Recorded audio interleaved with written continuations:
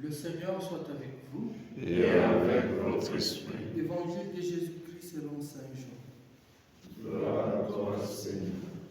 Jean chapitre 1er, du 45e au 51e verset. Philippe dit à Nathanaël, celui dont parle la loi de Moïse et les prophètes, nous l'avons trouvé. C'est Jésus, fils de Joseph de Nazareth.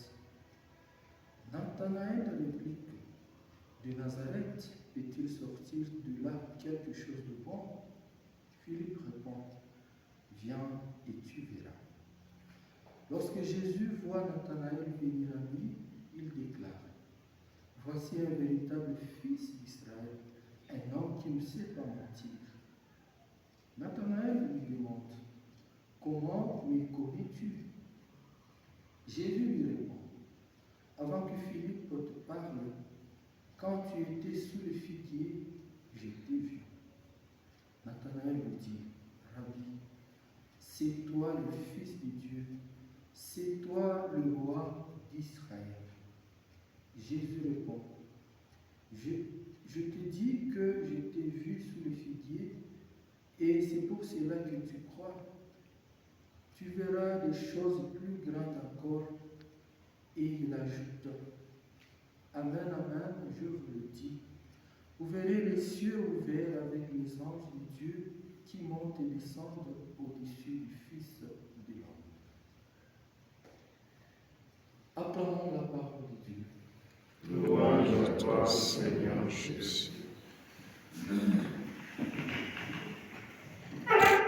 La vie, c'est une marche, et dans cette marche, la société nous classe selon ce que nous sommes, selon ce que nous avons l'habitude d'engager comme dialogue, selon nos actions. Et cette même société arrive à classer même nos origines à partir de ce que nous sommes. Nous écoutons Nathanaël, son frère, nous dit, celui dont parle la loi de Moïse et les prophètes, nous l'avons vu. C'est Jésus, le fils de Joseph de Nazareth. Et Nathanaël dit, est-ce que de Nazareth peut-il sortir quelque chose de bon? Nathanaël avait une image de Nazareth. Peut-être il avait quelqu'un de Nazareth qui avait déjà manifesté quelque chose de mal à son égard. Peut-être il a rencontré un discours de Nazareth, mais non, il a généralisé. Nazaréen qui m'a bouffé mon argent, il est là pour venir, quelqu'un qui veut sauver le monde. Nos actions nous caractérisent.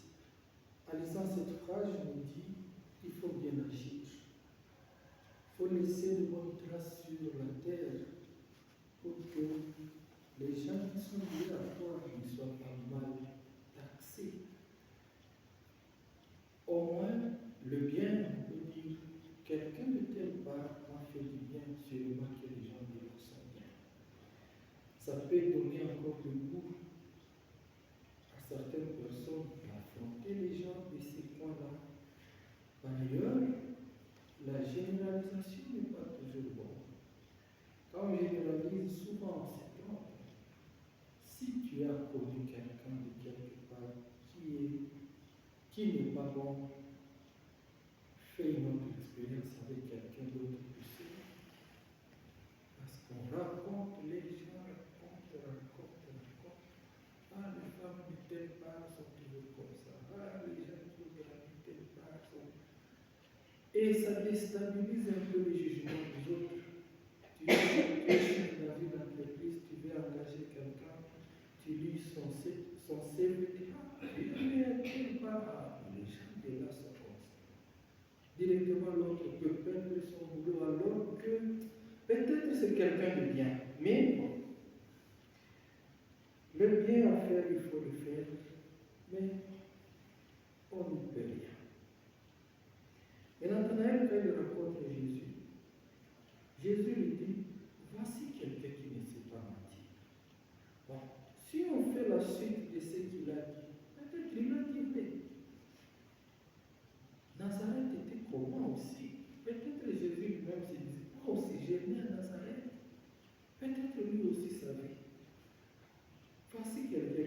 pas mentir. Il a dit ce qu'il savait.